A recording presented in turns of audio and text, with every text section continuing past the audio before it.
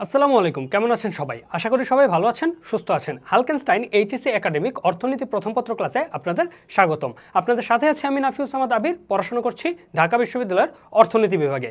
আজকে আমরা যে অধ্যায়টি সম্পর্কে জানব সেটি হচ্ছে অর্থনীতি প্রথম পত্রের চতুর্থ অধ্যায় বাজার। তো বাজার সম্পর্কে আমরা কি কি বিস্তারিত বিষয় জানতে পারি এবং বাজার সম্পর্কে আমরা কি জানি, বাজারের বৈশিষ্ট্য কি কি, বাজারের প্রকারভেদ কি কি এবং বাজারে কিভাবে কোন জিনিসটি পরিচালিত হয় সে সম্পর্কে আমরা আজকে বিস্তারিত জানব। তো চলুন শুরু করা যাক। তো সাধারণত আমরা বাজার বলতে কি বুঝি? বাজার বলতে আমরা বুঝি এমন একটা স্থান যেখানে মানুষ বিক্রেতারা বিভিন্ন পণ্য নিয়ে আসে এবং ক্রেতারাও সেখানে কোনো কিছু ক্রয়ের উদ্দেশ্যে যান।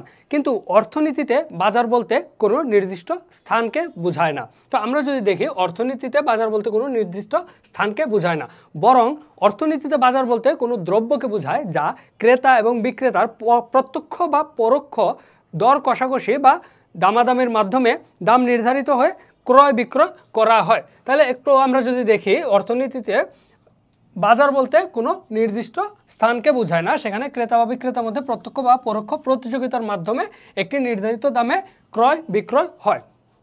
তাহলে বাজার হওয়ার জন্য কোনো একটা জায়গা নির্দিষ্ট হতে হবে না, নির্দিষ্ট স্থান বাজারের বৈশিষ্ট্য নয়। বাজারের জন্য আমাদের প্রয়োজন হচ্ছে দাম, নির্দিষ্ট পণ্য এবং ক্রেতা এবং বিক্রেতার মধ্যে প্রত্যক্ষ বা পরোক্ষ প্রতিযোগিতা, যেটাকে আমরা হচ্ছে দর কষাকষি হিসেবে জানি। যে আমরা একটু দাম বাড়িয়ে বা কমিয়ে বলে হচ্ছে একটা নির্দিষ্ট দামে এসে ক্রেতা বা বিক্রেতা উভয়ই যে দামে সন্তুষ্ট হয় সে দামে এসে একটা পণ্য ক্রয় বা বিক্রয় করা। এখানে আমরা যদি বাজারের বৈশিষ্ট্যগুলো একটু জানি, যে বাজারের কি কি বৈশিষ্ট্য রয়েছে, বাজারে আসলে কি কি জিনিস হইলে সেটাকে বাজার বলা যায়। যেমন ক্রয় বা বিক্রয়ের জন্য এক বা একাধিক দ্রব্য বা সেবা। আমরা যেটা বলেছি যে বাজারের জন্য প্রয়োজন হচ্ছে নির্দিষ্ট দ্রব্য, কোনো স্থান কিন্তু বাজারের জন্য প্রয়োজন নেই, কোনো স্থান ছাড়াও বাজার হতে পারে। এছাড়া প্রয়োজন হচ্ছে কি এক বা একাধিক দ্রব্য বা সেবা। এছাড়া রয়েছে অবশ্যই ক্রেতা ও বিক্রেতা। ক্রেতা এবং বিক্রেতা ছাড়া কখনোই বাজার হবে না। শুধুমাত্র ক্রেতারা গিয়ে কোনো পণ্য যদি ক্রয় করতে না পারেন তাহলে সেটাকে বাজার বলা যাবে না। আবার বিক্রেতারা যদি পণ্য নিয়ে আসেন কিন্তু ক্রয় করার মতো কোনো ক্রেতা না থাকে তাহলে সেটাকেও আমরা কিন্তু বাজার বলতে পারবো না। এছাড়া রয়েছে যে ক্রেতা ও বিক্রেতার মধ্যে দর কষাকষির মাধ্যমে দাম নির্ধারণ এবং এক বা একাধিক অঞ্চল। যেমন একটা জিনিস যদি কোনো একটা নির্দিষ্ট অঞ্চলে থাকে শুধুমাত্র সেখানে বাজার সম্ভব নয়। একটা জিনিস যেটার চাহিদা রয়েছে সেটা বিভিন্ন জায়গায় চাহিদা থাকেই সাধারণত, যদি কোনো চাহিদা না থাকে সে দ্রব্যের কোনো বাজার তৈরি হতে পারে না। ঠিক এই জিনিসটাই হচ্ছে অঞ্চলের ব্যাপারে বলা হয়েছে। আর এছাড়া রয়েছে ক্রেতা এবং বিক্রেতার মধ্যে দর কষাকষির যে বিষয়টা, উভয়ই একটা বিক্রেতা একটা দাম সে চাইবে এবং ক্রেতা চাইবে সে এই তার সুবিধা মতো তার প্রয়োজনীয় তার চাহিদা অনুযায়ী একটা নির্দিষ্ট দামে একটা পণ্য ক্রয় করতে। তো উভয়ের মধ্যে যে দর কষাকষির মাধ্যমে একটা দাম নির্ধারণ হয় সেটাই হচ্ছে কি বাজারের অন্যতম একটা বৈশিষ্ট্য। তাহলে আমরা যদি বাজার সম্পর্কে সহজ কথায় যদি বলি তাহলে বাজার হচ্ছে এমন একটি স্থান, কিন্তু বলা যাবে না বাজারের ক্ষেত্রে। তাহলে একটি নির্দিষ্ট পণ্য নির্দিষ্ট দামে ক্রেতা এবং বিক্রেতার মধ্যে দর কষাকষির মাধ্যমে যেখানে ক্রয় বিক্রয় করা হয় সেটি হচ্ছে বাজার।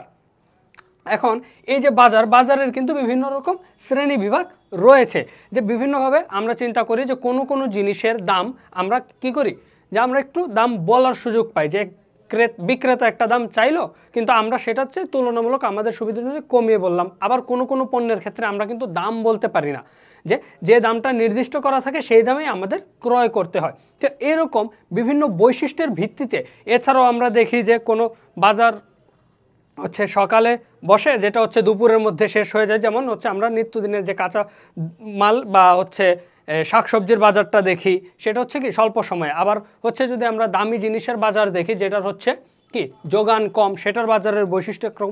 তো এরকম নানান ধরনের যে বাজার রয়েছে সেই বাজারগুলোর হচ্ছে কি প্রকারভেদ রয়েছে। তো আমরা একটু দেখি যে বাজারের শ্রেণী বিভাগগুলো কি কি।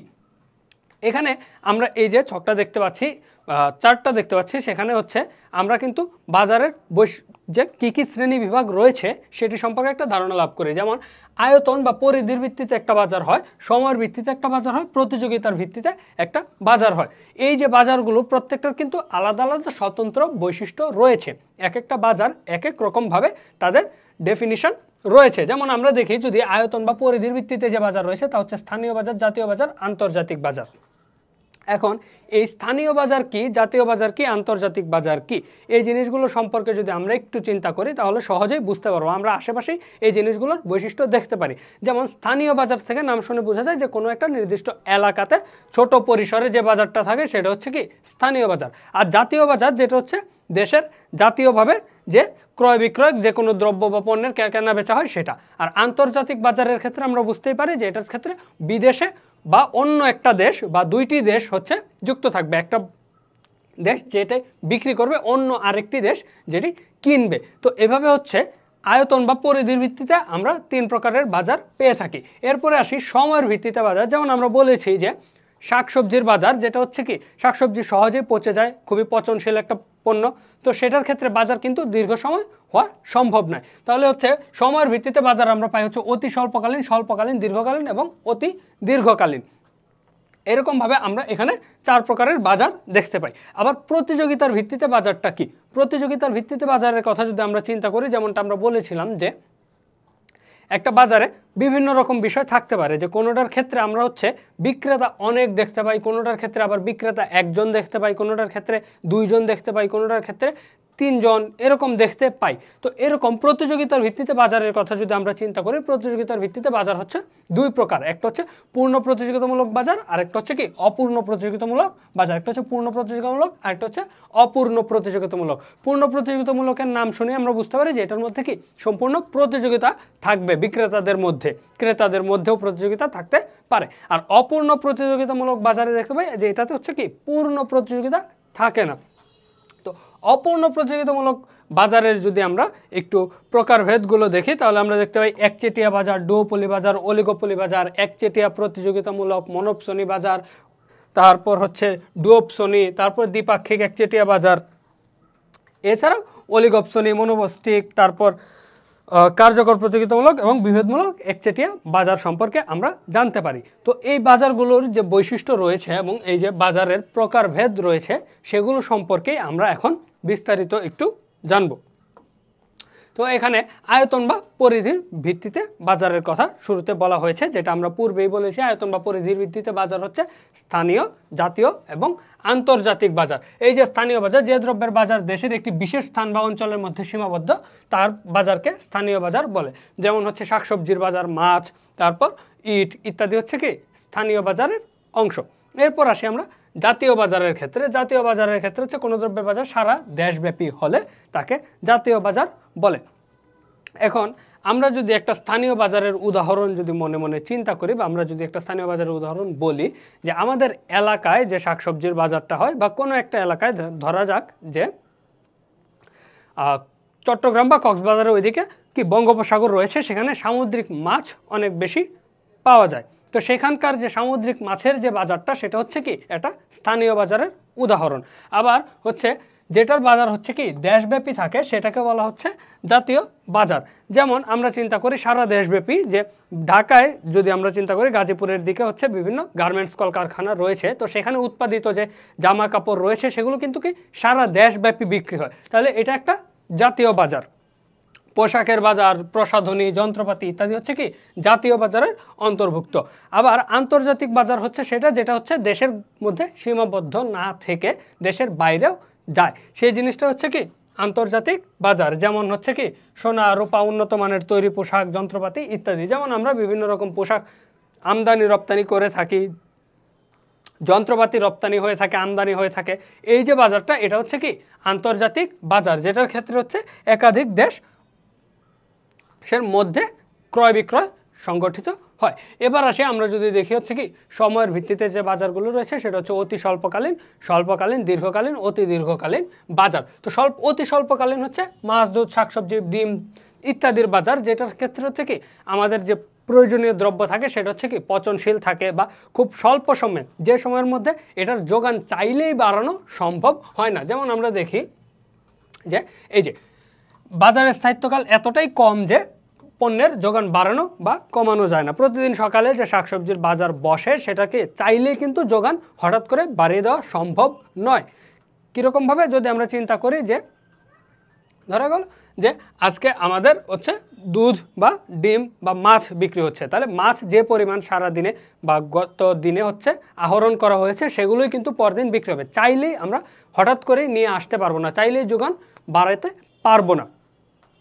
এটাই আবার কমানোর বিষয়টা, যে দেখা গেল যে একটা এলাকাতে যে পরিমাণ যে হচ্ছে মুরগির ফার্ম রয়েছে বা হাঁসের ফার্ম রয়েছে, সেগুলো থেকে যে ডিম আনা হয় সেই ডিমগুলো চাইলেই অনেক দিনের পর দিন ফেলে রেখে লাভ নেই, কারণ পরদিন আবারও ওই জিনিসটার যোগান কিন্তু আসবেই। তাহলে এই জিনিসটার যোগানও চাইলেই বাড়ানোও যায় না, তেমনি চাইলেই কমিয়ে দেওয়া যায় না। আপনার প্রয়োজনীয় যে উৎপাদিত পণ্য রয়েছে সেটা বিক্রি করতে হবে অবশ্যই, এই জন্য এটাকে অতি স্বল্পকালীন বাজারের একটা বৈশিষ্ট্য ধরা হয়ে থাকে। এরপর আসি আমরা স্বল্পকালীন বাজার। তাহলে স্বল্পকালীন বাজারে স্থায়িত্বকাল এরূপ হয় যে বাজারে পরিবর্তিত চাহিদার সাথে দ্রব্যের যোগানের সামান্যতম সমন্বয় সাধন সম্ভব। যে এটাতে ক্ষেত্রে হচ্ছে বাজারের চাহিদা যদি হঠাৎ করে পরিবর্তিত হয় তাহলে সামান্যতমভাবে এটা অ্যাডজাস্ট আমরা করতে পারি। এখানে চাইলে বিশালভাবে হচ্ছে কি দামের চাহিদা বা চাহিদা অনুযায়ী যোগান দেওয়া সম্ভব নয়, তো এই জন্য এটাকে বলা হচ্ছে কি স্বল্পকালীন বাজার। এরপর আসে দীর্ঘকালীন বাজার। দীর্ঘকালীন বাজার হচ্ছে এমন একটি সময় যেখানে নির্দিষ্ট প্রযুক্তি সাপেক্ষে সব উপকরণ পরিবর্তনযোগ্য। এখানে চাইলে আপনি যে কোনোভাবে বাজারে চাহিদা অনুযায়ী যোগান দিতে পারবেন, চাইলে যোগান কমাতেও পারবেন, এই জন্য এটাকে বলা হচ্ছে দীর্ঘকালীন বাজার। আর অতি দীর্ঘকালীন বাজারটা কি? অতি দীর্ঘকালীন বাজার বলতে সেই মেয়াদকে বোঝায় যখন উৎপাদন কাজে পুরনো প্রযুক্তির বদলে নতুন প্রযুক্তির প্রবর্তন সম্ভব।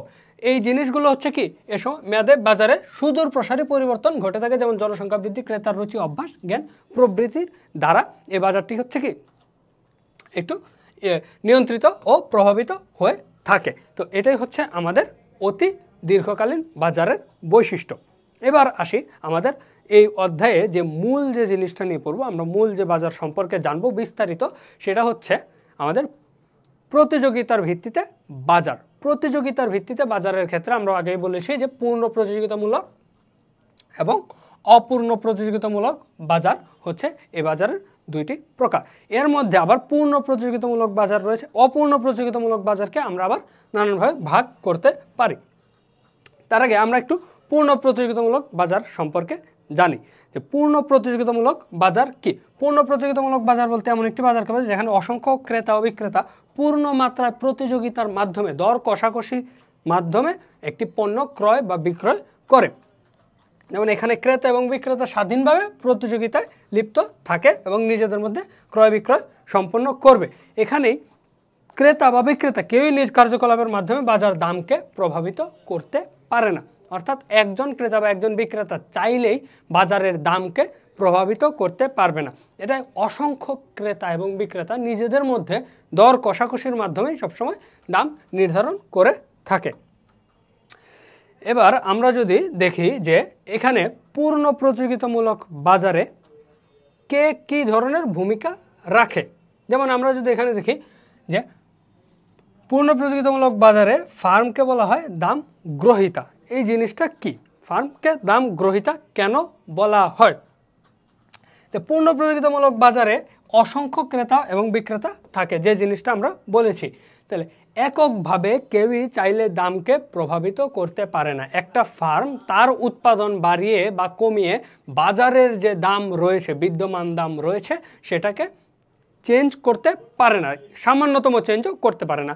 যদি আমরা এক্সাম্পল দিই, নিত্য প্রয়োজনীয় দ্রব্যের মধ্যে আমাদের যে দ্রব্যটা খুবই আলু, ধরা যাক আলুর বাজার। তো সারা দেশে বিভিন্ন অসংখ্য উৎপাদনকারী রয়েছে যারা আলু উৎপাদন করে এবং বাজারে বিক্রি করে। তো একজন আলু বিক্রেতা বা উৎপাদনকারী সে যদি চিন্তা করে যে না, আমি উৎপাদন বন্ধ করে দিব, উৎপাদন বন্ধ করার মাধ্যমে আমি বাজারের দামটাকে নিয়ন্ত্রণ করার চেষ্টা করব, তাহলে সারা দেশে এত পরিমাণে বিক্রেতা রয়েছে যে একজন বিক্রেতা যদি বন্ধ করে দেয় উৎপাদন করা, তাতে আসলে বাজারের কোনো পার্থক্য লক্ষ্য করা যাবে না, বাজারে কোনো প্রকার প্রভাব ফেলবে না সেই জিনিসটা। তেমনি একজন বিক্রেতা যদি চিন্তা করে আমি আমার উৎপাদন দ্বিগুণ করে দিব, তাহলেও কিন্তু সে আসলে বাজারে আলুর দামটা সে চাইলেই বাড়াতে কমাতে পারবে না। তাইলে একজন ক্রেতাও কিন্তু ঠিক এই জিনিসটা করতে পারবে না। যেমন আমি আজকে আলু কিনবো না, তাতে আলুর দাম কিন্তু কমে যাবে না, আলুর দাম একই থাকবে। আবার আমি বেশি করেও যদি কিনে নিয়ে আসি আমার সামর্থ্য অনুযায়ী যতটুকুই আনতে পারি না কেন তাতেও বাজারের কোনো প্রকার কোনো পার্থক্য আমরা কিন্তু দেখব না। তো এই যে জিনিসটা উভয় ক্ষেত্রেই হচ্ছে কি বিক্রেতা বা ক্রেতা কেউই দামকে কোনো প্রকার দামের উপর কোনো প্রকার প্রভাবই তারা ফেলতে পারে না। উভয়কে বাজারে যে বিদ্যমান দামটা রয়েছে সেটাতেই ক্রয় করতে হয় অথবা বিক্রয় করতে হয়। ঠিক একই কারণে পূর্ণ প্রতিযোগিতামূলক বাজারে ফার্মকে বলা হচ্ছে দাম গ্রহীতা। ফার্ম বাজারে বিদ্যমান দামটা গ্রহণ করে, সে কোনো দাম সৃষ্টি করতে পারে না। এবার এই যে আমরা পূর্ণ প্রতিযোগিতামূলক বাজারে যদি একটু বৈশিষ্ট্যগুলো দেখি, এ বাজারের দ্রব্যগুলো হবে কি, এ বাজারের দ্রব্যগুলো হচ্ছে সমজাতীয়। সমজাতীয় দ্রব্য কি, যে পূর্ণ প্রতিযোগিতামূলক বাজারে আমরা যদি দেখি একটু যে আলুর বাজার আমরা যেটা বলেছি অসংখ্য আলু বিক্রেতা রয়েছে যারা হচ্ছে বিক্রি করে, এছাড়াও যে বিভিন্ন নিত্য প্রয়োজনীয় যে দ্রব্যগুলো আছে এগুলো কিন্তু সমজাতীয় দ্রব্য, আমাদের প্রতিদিনই এই দ্রব্যগুলো প্রয়োজন পড়ে। এদের বাজারটাই কিন্তু কি পূর্ণ প্রতিযোগিতামূলক, এই জন্যই পূর্ণ প্রতিযোগিতামূলক বাজারে দ্রব্যগুলো হয় সমজাতীয় বা হোমোজেনাস প্রোডাক্ট। আর এখানে পূর্ণ প্রতিযোগিতামূলক বাজারে কি থাকে, ক্রেতা থাকে অসংখ্য, বিক্রেতাও থাকে কি অসংখ্য। তো এটাও হচ্ছে পূর্ণ প্রতিযোগিতামূলক বাজারের একটা বৈশিষ্ট্য। আর সমগ্র বাজারে এখানে কি হয়, সমগ্র বাজার বা শিল্পের প্রেক্ষিতে দাম নির্ধারিত হয় যা স্থির থাকে। যেমন আমরা বলেছি যে আলুর দাম একটা নির্দিষ্ট দামই সীমাবদ্ধ থাকে, যেটা হচ্ছে কি আমরা চাইলেই চেঞ্জ করে ফেলতে পারি না। আর এখানে ক্রেতা ও বিক্রেতার পক্ষে সহজে বাজারে প্রবেশ বা প্রস্থানের সুযোগ থাকে। আজকে যদি আমি চিন্তা করি আমার একটা জমি আছে, সেখানে আমি আলু চাষ করব, আলুর এত পরিমাণে চাহিদা রয়েছে যে আমি যত পরিমাণে উৎপাদন করি না কেন চাইলেই বিক্রি করতে পারবো। আবার আমি চিন্তা করব যে আজকে কিনবো না, চাইলেই না কিনতে পারি, তাহলে ক্রেতা এবং বিক্রেতা প্রবেশ এবং প্রস্থানের সুযোগ থাকে সহজ। বিভিন্ন শিল্পের মধ্যে উৎপাদনের উপকরণগুলো পূর্ণ গতিশীলতা থাকে, উৎপাদনের উপকরণ চেঞ্জ হতে থাকে, প্রয়োজনে আমরা হচ্ছে আধুনিক যে যন্ত্রপাতি রয়েছে সেগুলো দিয়ে উৎপাদন করে থাকি, কখনো কখনো পুরাতন বা প্রাচীন যে যন্ত্রপাতি বা সামগ্রী সেগুলো দিয়ে আমরা উৎপাদন করে থাকি। এখানে বাহ্যিক প্রভাব অকার্যকর, নির্দিষ্ট সময়ে বাজারে একটিমাত্র মূল্য বের করে বাজারে ক্রেতা ও বিক্রেতার স্বাধীন সিদ্ধান্ত গ্রহণের ক্ষমতা থাকে।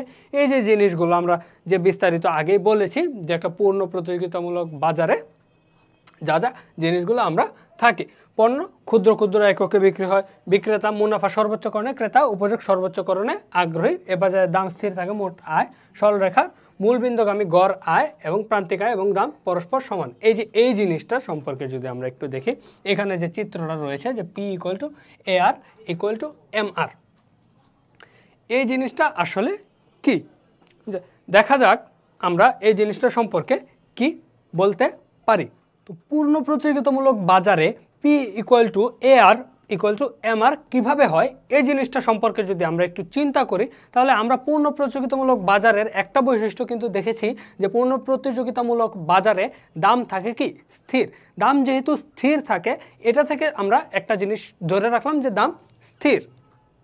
এরপর আমরা কিন্তু জানি যে কোনো একজন বিক্রেতা যদি কোনো দ্রব্য বিক্রয় করতে চায় তাহলে তার লক্ষ্য কি থাকে, তার লক্ষ্য থাকে হচ্ছে তার যে TR বা টোটাল রেভিনিউ বা মোট আয়, তার যে মোট আয় থাকে সেটাকে কি করবে, সে সর্বোচ্চ করবে। এবং আমরা পূর্বে জেনেছি যে মোট আয় যখন সর্বোচ্চ হয়, মোট আয় যখন সর্বোচ্চ হয় তখন প্রান্তিক আয় কি হয়, প্রান্তিক আয় তখন হয় শূন্য। তাহলে প্রান্তিক আয় হবে শূন্য। তো মোট আয় সর্বোচ্চ এবং প্রান্তিক আয় শূন্য করাই কিন্তু যে কোনো বিক্রেতার উদ্দেশ্য থাকে। তাহলে আমরা চিন্তা করি এখানে দাম স্থির অবস্থায় যদি দাম 1 টাকা থাকে, দাম যদি 1 টাকা থাকে, একটা দ্রব্যের দাম 1 টাকা থাকা অবস্থায়, এখানে আমরা P = দাম লিখে নেই TR। তো দাম 1 টাকা থাকা অবস্থায় সে যদি এটাকে ধরা গেল যে দুঃখিত, দাম যদি 10 টাকা ধরলাম আমরা, দাম 10 টাকা ধরে সে যদি 1 একক বিক্রয় করে, এভাবে চিন্তা করি দাম যদি 10 টাকা থাকে এবং সে যদি 1 একক বিক্রয় করে তাহলে তার টোটাল রেভিনিউ হবে 10 টাকা, 10 গুণ 1। আবার দাম সে যদি 2 একক বিক্রয় করতে চায় তাহলে তার দাম কিন্তু কি স্থির, দাম সেই একই 10 টাকাই থাকবে, তাহলে তার টোটাল রেভিনিউ হচ্ছে 20। তাহলে সে যদি চিন্তা করে যে 3 একক বিক্রি করবে তাহলে 3 এককের দাম হচ্ছে 10, টোটাল রেভিনিউ হচ্ছে 30 টাকা। তাহলে এখন আমরা এখান থেকে যদি MRটা বের করি, আমরা যদি একটা প্রেস স্লাইড নিই, আমরা যদি সেটা একটু দেখি যে ধরা গেল যে QP TR MR AR। তো এই সবগুলো জিনিস যদি আমরা একটু দেখে নিই যে সে বিক্রি করবে হচ্ছে 1 একক, 2 একক, 3 একক। যেহেতু পূর্ণ প্রতিযোগিতামূলক বাজারে দাম সবসময় স্থির থাকে, তাহলে এখানেও দাম 10, এখানেও 10, এখানেও 10। তাহলে এখন তার প্রথম অর্থে আমরা যদি যখন দেখি তার 1 একক বিক্রি করলে তার টিআর হচ্ছে 10 টাকা। যখন সে 2 একক বিক্রি করবে তার টিআর হচ্ছে 20 টাকা। 3 একক বিক্রি করলে 30 টাকা। এই হচ্ছে তার মোট আয়ের যে সূচি সেটা। এখন আমরা যদি দেখি এখানে 1 একক বিক্রি করলে তার প্রান্তিক আয় হচ্ছে 10 টাকা, 2 একক বিক্রি করলে তার প্রান্তিক আয় হচ্ছে 10 টাকা, 3 একক বিক্রি করলে তার প্রান্তিক আয় হচ্ছে কি 10 টাকা। তাহলে এখানে আমরা দেখতে পাচ্ছি যে প্রতি একক যখন সে বিক্রি করছে, প্রতি একক বিক্রয় যখন বাড়াচ্ছে, তাহলে দাম যেহেতু স্থির, দামের যেহেতু কোনো পরিবর্তন নেই, তাহলে সে পরিমাণ বাড়ানোর সাথে সাথে সে একই দামে বিক্রি করতেছে, তার কি মার্জিনাল রেভিনিউ একই হচ্ছে, তার প্রতিবারেই কি 10 টাকা। যেমন 1 একক বিক্রি বেশি করলে তার 10 টাকায় আয় হচ্ছে, তেমনি 2 একক থেকে 3 এককে গেলে তার মার্জিনাল রেভিনিউ বা প্রান্তিক আয় 10 টাকায় বেশি হচ্ছে। এখন আমরা যদি এআর বের করি, এআর মানে হচ্ছে কি গড় আয়। গড় আয় হচ্ছে টিআর ডিভাইডেড বাই কিউ। এটা যদি আমরা বের করি 10 divided by 1 10, 20 divided by 2 10, 30 divided by 3 10। তাহলে এই ক্ষেত্রে দামটা স্থির থাকার কারণে পূর্ণ প্রতিযোগিতামূলক বাজারে আমরা কিন্তু দেখতে পাচ্ছি যে এমআর, এআর আর প্রাইস তিনটাই একই হচ্ছে। তো একটা ফার্মের লক্ষ্যই থাকে এটা পূর্ণ প্রতিযোগিতামূলক বাজারে যে তার মার্জিনাল রেভিনিউ যেন সর্বোচ্চ বা টোটাল রেভিনিউ সর্বোচ্চ করার জন্য তার প্রতি এককে সেজন্য সর্বোচ্চ টাকা পেতে পারে। এই জন্যই পূর্ণ প্রতিযোগিতামূলক বাজারে আমরা দেখি যে হচ্ছে P equal to AR equal to MR হয়।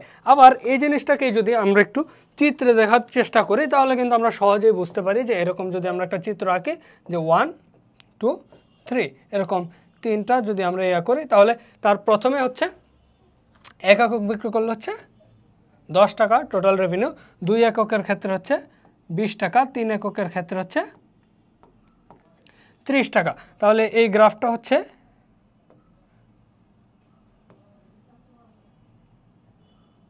এরকম একটা, সে যদি কোনো একক বিক্রয় না করে, জিরো যদি বিক্রয় করে, তাহলে তার টোটাল রেভিনিউ হচ্ছে কি জিরো। তাহলে তার এই যে টোটাল রেভিনিউ রেখা বা মোট আয় রেখা সেটা হচ্ছে কি সরল রৈখিক এবং মূল বিন্দুগামী। এটা হচ্ছে আমরা এটার মাধ্যমে দেখতে পাই। এই হচ্ছে আমাদের পূর্ণ প্রতিযোগিতামূলক বাজারের বৈশিষ্ট্য। তাহলে পূর্ণ প্রতিযোগিতামূলক বাজারের আমরা কী কী বৈশিষ্ট্য বললাম? একটা হচ্ছে গুরুত্বপূর্ণ যে বৈশিষ্ট্যগুলো, সেটার ক্ষেত্রে আমরা যদি চিন্তা করি, রেখা সরল রৈখিক ও মূল বিন্দুগামী এবং গড় আয় এবং প্রান্তিক আয় হচ্ছে কি দামের সমান। এখন এই জিনিসটাই যদি আমরা চিন্তা করি, আসলে বাস্তবে কি এই জিনিসটা কখনো হওয়া সম্ভব? বাস্তবে কিন্তু এই জিনিসটা হওয়া সম্ভব না। ঠিক এই কারণেই বলা হয়ে থাকে যে একেবারে পূর্ণ প্রতিযোগিতামূলক বাজার বাস্তবে কোথাও নেই, এটির এক্সিস্টেন্স একেবারেই নাই, কোথাও এক্সিস্ট করে না। এখন আসি আমরা অপূর্ণ প্রতিযোগিতামূলক বাজারে। অপূর্ণ প্রতিযোগিতামূলক বাজারে কি আমরা পূর্ণ প্রতিযোগিতামূলক বাজারের সাথে মিলিয়ে যদি চিন্তা করি, পূর্ণ প্রতিযোগিতামূলক বাজারে অসংখ্য ক্রেতা ও বিক্রেতা থাকে। সেই হিসেবে যদি আমরা অপূর্ণ প্রতিযোগিতার কথা চিন্তা করি, তাহলে সেখানে অবশ্যই কি ক্রেতা এবং বিক্রেতার সংখ্যা অসংখ্য হবে না, হয় ক্রেতার সংখ্যা কম হবে অথবা বিক্রেতার সংখ্যা কম হবে। তাহলে এই জিনিসটাই যে এ বাজারে ক্রেতা এবং বিক্রেতার সংখ্যা কম।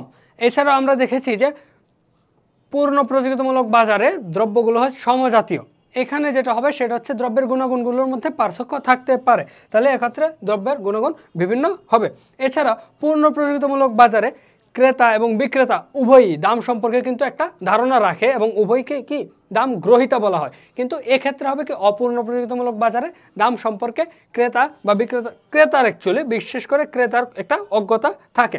এই ক্ষেত্রে বিভিন্ন জায়গায় দাম বিভিন্ন রকম হতে পারে, কিন্তু পূর্ণ প্রতিযোগিতামূলক বাজারে আমরা দেখেছি দাম স্থির থাকে।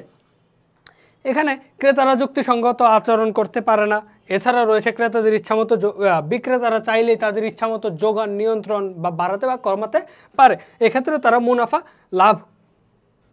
মুনাফা সর্বোচ্চ করার চিন্তা ভাবনা করে, তারা মুনাফা সর্বোচ্চ করে। এছাড়া ক্রেতাদের বিজ্ঞাপনের অভাব, গড় ও প্রান্তিক আয় রেখা এক্ষেত্রে হয় নিম্নগামী। তো এই যে আমরা অপূর্ণ প্রতিযোগিতামূলক বাজারগুলো পড়েছি। এই অপূর্ণ প্রতিযোগিতামূলক বাজারের মধ্যে প্রকারভেদ কিন্তু রয়েছে। সেগুলো কী কী? এর মধ্যে একটা গুরুত্বপূর্ণ বাজার হচ্ছে একচেটিয়া বাজার। একচেটিয়া বাজারের বৈশিষ্ট্য কী? একচেটিয়া বাজারে উৎপাদনকারী থাকে একজন, সে একা পুরো বাজারে যে দ্রব্য আছে সেটা যোগান দেয় বা সাপ্লাই চেইন পুরোটা নিয়ন্ত্রণ করে একজন, তখনই সেটা হচ্ছে কি একচেটিয়া বাজার। আর এই একচেটিয়া বাজারে অপর কোনো বিক্রেতা সহজেই প্রবেশ করতে পারে না, এটাকে ইংরেজিতে বলা হচ্ছে মনোপলি। আর পূর্ণ প্রতিযোগিতামূলক বাজারে আমরা দেখেছি যে চাইলেই বিক্রেতা প্রবেশ বা প্রস্থান করতে পারে, কিন্তু একচেটিয়া বাজারে কেউ চাইলেই প্রবেশ করতে পারে না। এরপর আসি আমরা যদি দেখি যে একচেটিয়া বাজারের আর কি কি বৈশিষ্ট্য রয়েছে। একচেটিয়া বাজারে যেহেতু একজন বিক্রেতা একা পুরো বাজারকে নিয়ন্ত্রণ করে, তাহলে দাম নির্ধারণ করার ক্ষেত্রে সে পূর্ণ স্বাধীনতা কিন্তু লাভ করে। সেক্ষেত্রে একচেটিয়া বাজারে ফার্মকে বলা হচ্ছে দাম সৃষ্টিকারী। তাহলে একচেটিয়া বাজারে ফার্মকে দাম সৃষ্টিকারী কেন বলা হয় যদি প্রশ্ন আসে, সেটা কিন্তু আমরা বুঝতে পারি যে সে একা যেহেতু পুরো বাজারের যোগান নিয়ন্ত্রণ করে, তাইলে সে চাইলেই নিজের পছন্দ অনুযায়ী একটা দাম নির্ধারণ করতে পারে এবং ক্রেতা সেই দামেই কিনতে বাধ্য থাকবে। যে কারণে একচেটিয়া বাজারে ফার্মকে বলা হচ্ছে কি দাম সৃষ্টিকারী। এবার আসি একচেটিয়া বাজারের শর্ত বা বৈশিষ্ট্যগুলো কি কি। একচেটিয়া বাজারের বৈশিষ্ট্য আমরা শুরুতেই জেনেছি, বিক্রেতা থাকবে একজন, ক্রেতা থাকবে অসংখ্য। আবার পণ্যের উপর চাহিদা কম থাকবে, কারণ পণ্যের চাহিদা কম থাকলেই কিন্তু আসলে অনেক বেশি মানুষ উৎপাদন করতে চাইবে না। সেই জন্যই আসলে মূলত একজন ব্যক্তি পুরোটা নিয়ন্ত্রণ করতে পারে। এছাড়া পরিবর্তক দ্রব্য অনুপস্থিত। যদি আমরা চিন্তা করি যে পরিবর্তক দ্রব্য জিনিসটা কি, আজকে আমাদের যদি চিনির দাম যদি বেড়ে যায়, তো মানুষ দেখা যায় যে গুড় বা অন্যান্য মিষ্টি জাতীয় দ্রব্যের দিকে এগিয়ে যায়। চায়ের বদলে চায়ের দাম যদি বৃদ্ধি পায়, তাহলে কি মানুষ কফির দিকে শিফট করে। কিন্তু যদি পরিবর্তনশীল দ্রব্য খুব একটা না থাকে, তাহলে কিন্তু মানুষের আর কোনো অপশন থাকে না।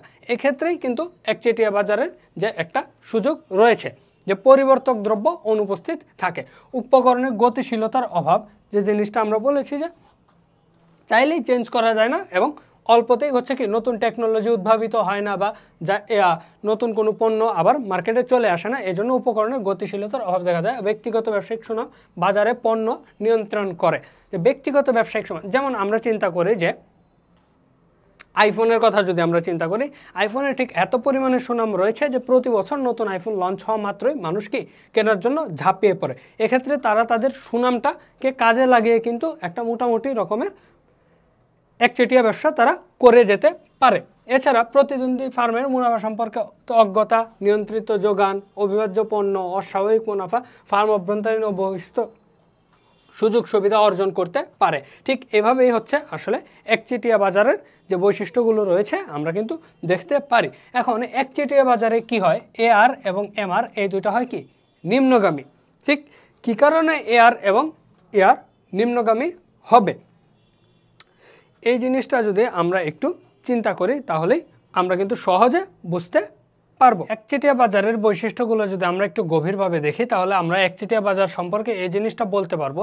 যেমন আমরা দেখেছি একচেটিয়া বাজারে ফার্ম হচ্ছে কি দাম সৃষ্টিকারী। তার মানে হচ্ছে একচেটিয়া বাজারে দাম সৃষ্টি করে ফার্ম একটা নির্দিষ্ট দাম নির্ধারণ করে দেয়, সে অনুযায়ী ক্রেতারা তাদের পণ্য ক্রয় করে। কিন্তু একটা ফার্ম যদি যদি আকাশচুম্বী দাম রেখে দেয়, তাহলে কিন্তু একজন ক্রেতা কিনবে না। সে চিন্তা করবে ওই পণ্য কেনার চাইতে আমার জন্য না কেনাই বেশি ভালো, অর্থ সাশ্রয় হবে। তাহলে সেক্ষেত্রে আমরা দেখতে পাই যে দাম যত বৃদ্ধি করা হয়, তাহলে ক্রেতার কি চাহিদা তত হ্রাস পেতে থাকে। তাহলে এই জন্যই একচেটিয়া বাজারের ক্ষেত্রে যে চাহিদা রেখা আছে সেটি হচ্ছে কি বাম দিক থেকে ডান দিকে নিম্নগামী হয়ে থাকে।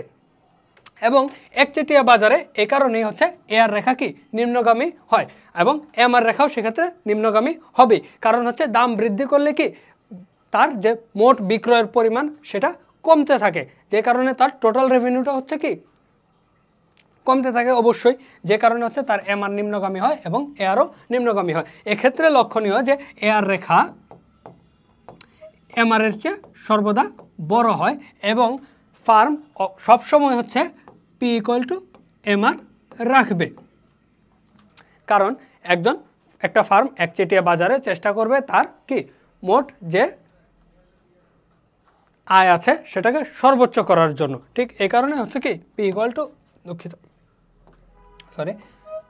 টু এ আর হয়, তার গড় আয় এবং দাম একই থাকে, তার গড় আয় এবং দাম একই থাকে, এম আর নয় এ আর।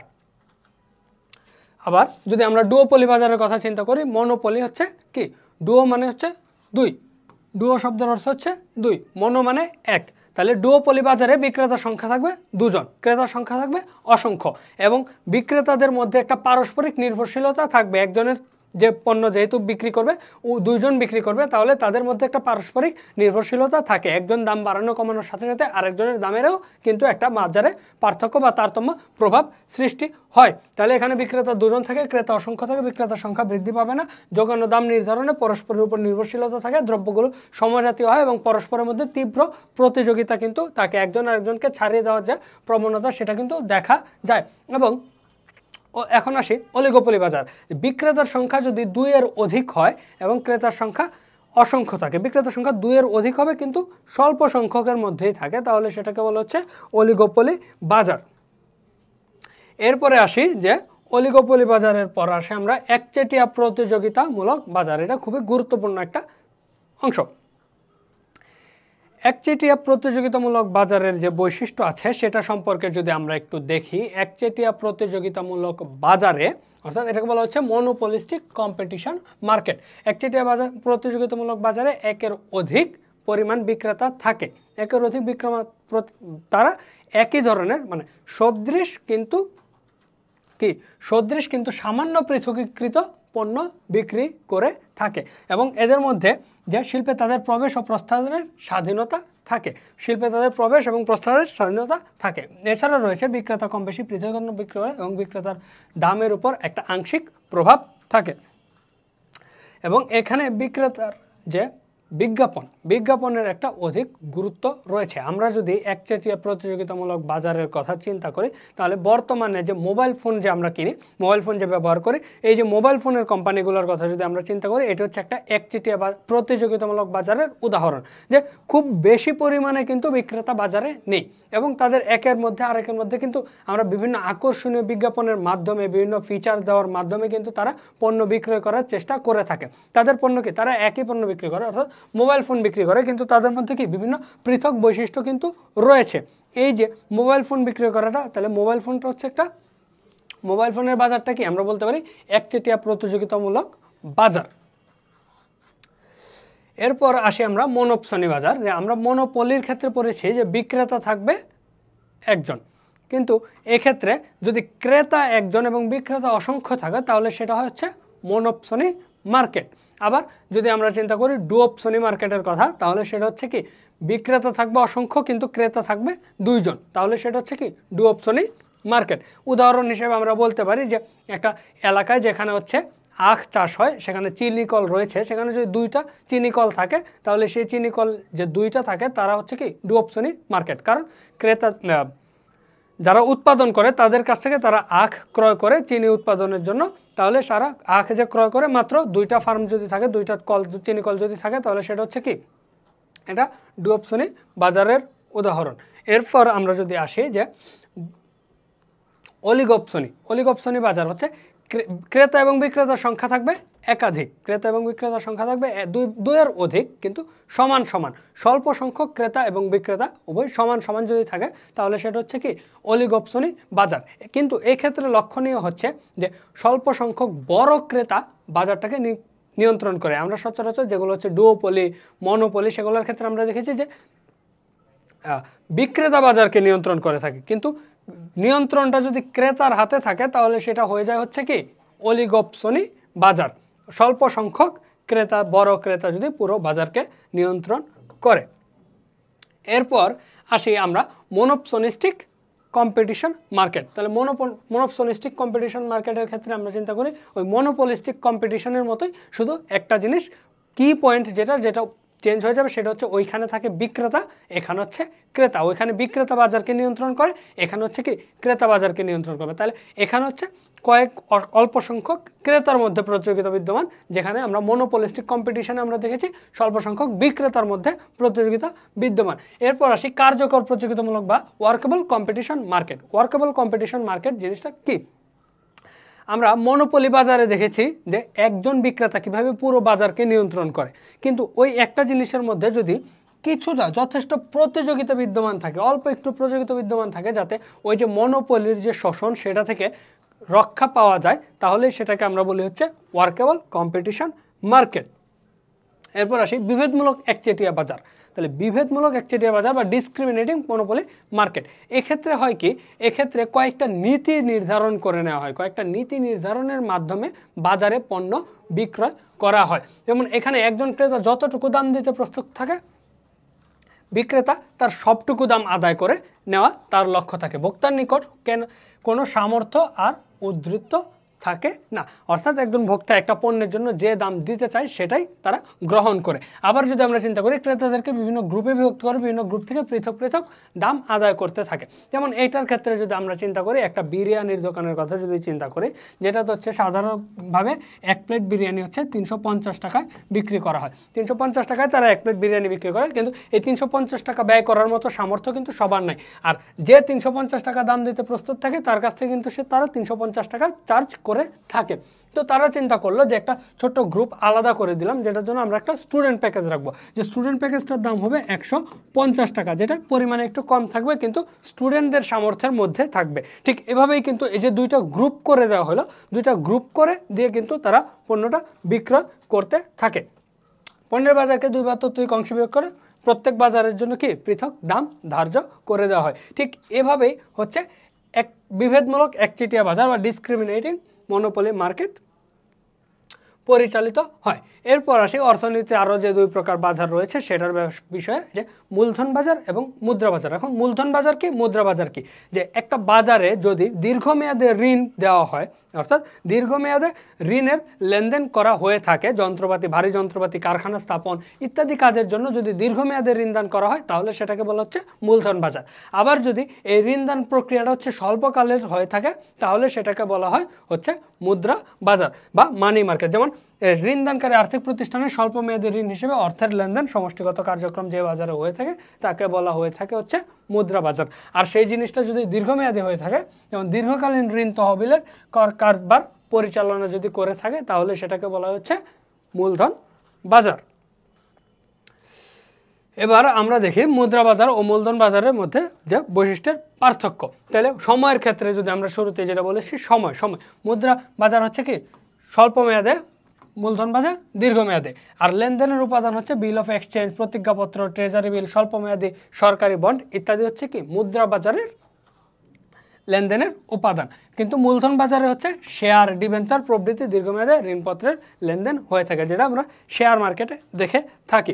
এরপর পার্থক্যের বিষয় হচ্ছে অন্তর্ভুক্ত প্রতিষ্ঠান, মূলধনের উৎস, কার্যক্রম, উদ্দেশ্য, এই যে সকল কিছুই হচ্ছে মুদ্রা বাজার এবং মূলধন বাজারের মধ্যে পার্থক্যগুলো কিন্তু দেখায় দেয়। যেমন বাণিজ্যিক ব্যাংক, বীমা কোম্পানি, বাট্টা প্রদানকারী প্রতিষ্ঠান, বিলের দালাল, এগুলো হচ্ছে কি আমাদের মুদ্রা বাজারের অংশ।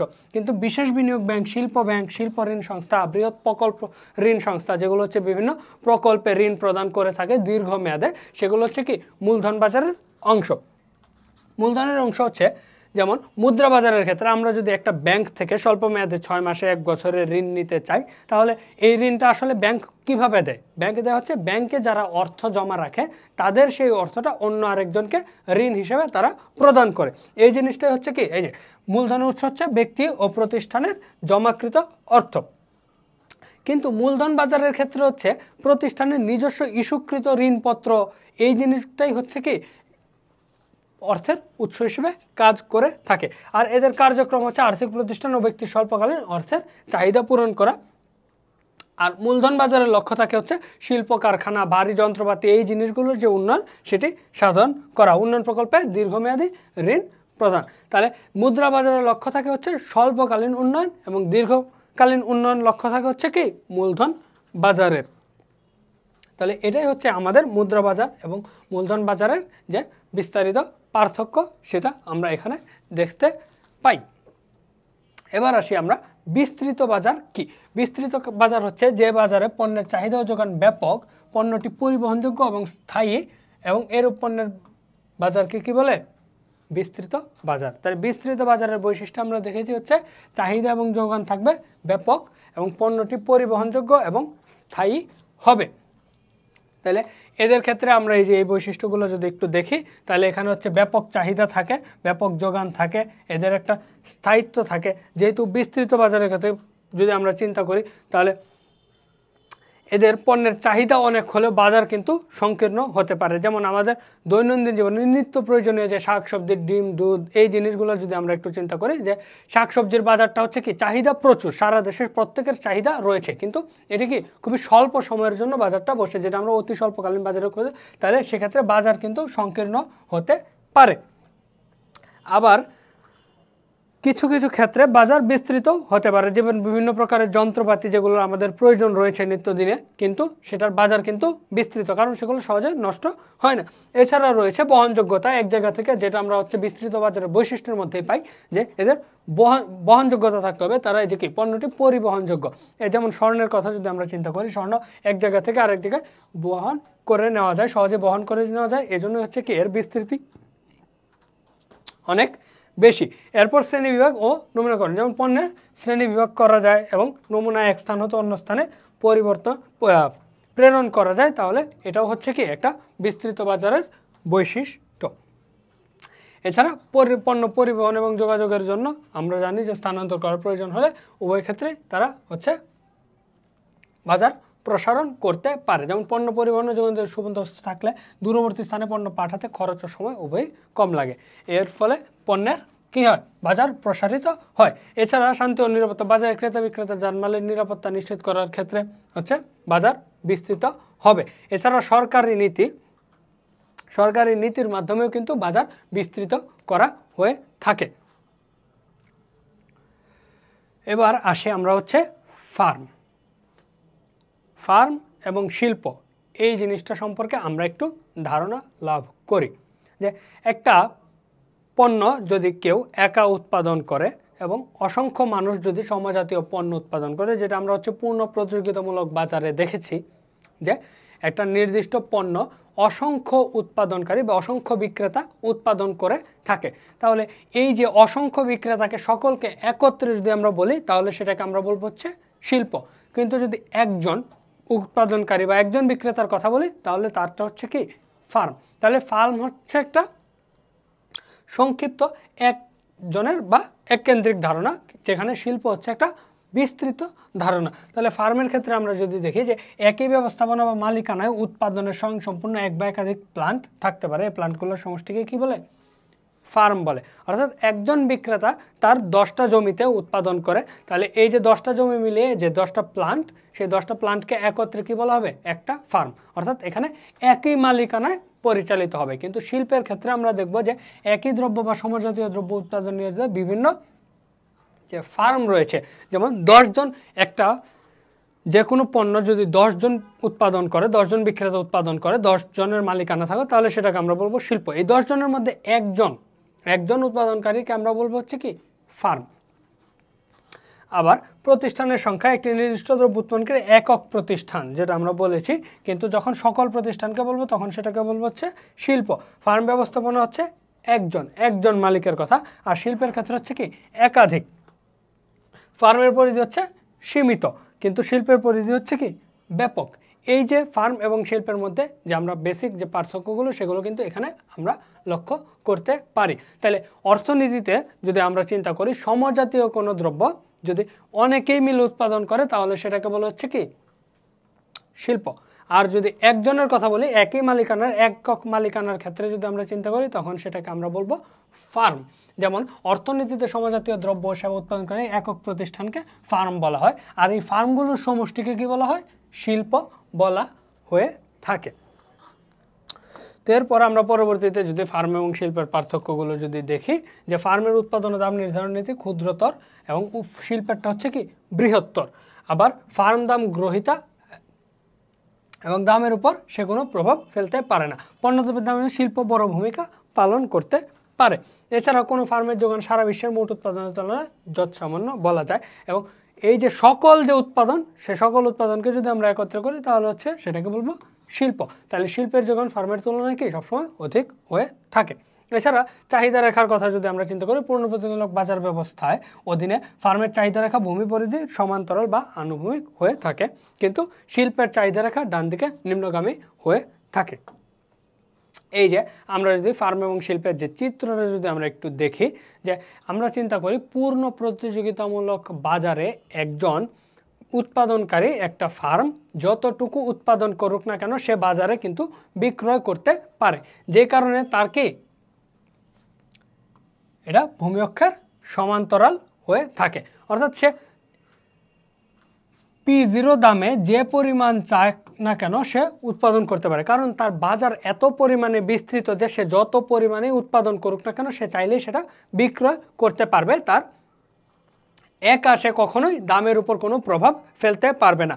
আজকে যদি সে 10 একক উৎপাদন করে, কালকে যদি 20 একক উৎপাদন করে, তাতে দামের কোনো পরিবর্তন হবে না। সে ইচ্ছামতো যোগান বাজারে বাড়িয়ে যেতে পারবে। এজন্যই সেটা হয় কি ভূমি অক্ষের সমান্তরাল। কিন্তু শিল্পর ক্ষেত্রে যদি আমরা চিন্তা করি, শিল্পর ক্ষেত্রে কিন্তু দাম এবং চাহিদা কি একত্রে, দাম যেমন একটা দামে যদি সে Q0 পরিমাণ উৎপাদন করে, তাহলে চাহিদা এবং যোগান উভয়ের সকলের চাহিদা এবং যোগানের যে ভারসাম্য, সেই ভারসাম্যে কিন্তু দাম নির্ধারিত হবে।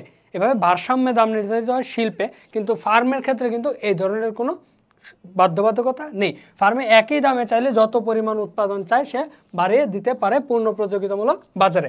আর একচেটিয়া বাজারের ক্ষেত্রে যদি আমরা চিন্তা করি, একচেটিয়া বাজারে যেহেতু উৎপাদনকারী একজন থাকে, একচেটিয়া বাজারে উৎপাদনকারী থাকে কয়জন? একজন। যে কারণে একচেটিয়া বাজার হচ্ছে কি ফার্ম এবং শিল্প একই। প্রশ্ন আসতে পারে যে একচেটিয়া বাজারে ফার্ম এবং শিল্প একই হয় কেন? এক্ষেত্রে আমরা বলবো হচ্ছে যে একচেটিয়া বাজারে একজন মাত্র বিক্রেতা থাকে, এবং এই একজন বিক্রেতা থাকায় সে চাইলেই দামকে সম্পূর্ণরূপে নিয়ন্ত্রণ করতে পারে। দাম যোগান দুইটাই তারা নিয়ন্ত্রণ করতে পারে। একচেটিয়া বাজারে ফার্মকে দাম সৃষ্টিকারী বলা হয়, যেহেতু তারা দাম নিয়ন্ত্রণ করতে পারে এবং একক একটা মালিকানার সত্ত্বায় সম্পূর্ণ বাজার পরিচালিত হওয়ার কারণে একই ফার্ম একচেটিয়া বাজারে কি ফার্ম এবং শিল্প একই, কোনো পার্থক্য নেই। কিন্তু পূর্ণ প্রতিযোগিতামূলক বাজারে ফার্ম এবং শিল্পের মধ্যে পার্থক্য রয়েছে। পূর্ণ প্রতিযোগিতামূলক বাজারের ক্ষেত্রে আমরা যদি চিন্তা করি, একজন একক মালিকানায় হচ্ছে ফার্ম, এবং সকলের মালিকানার যে সমষ্টি সেটাকে আমরা বলছি শিল্প। আর উভয় ক্ষেত্রেই যদি আমরা চিন্তা করি, পূর্ণ প্রতিযোগিতামূলক বাজার বা একচেটিয়া বাজারে ফার্ম স্বল্পকালে স্বাভাবিক মুনাফা, অতিরিক্ত মুনাফা, ক্ষতি স্বীকার করে উৎপাদন চালু রাখে, কিন্তু দীর্ঘকালে সবসময় কি স্বাভাবিক মুনাফা অর্জন করবে।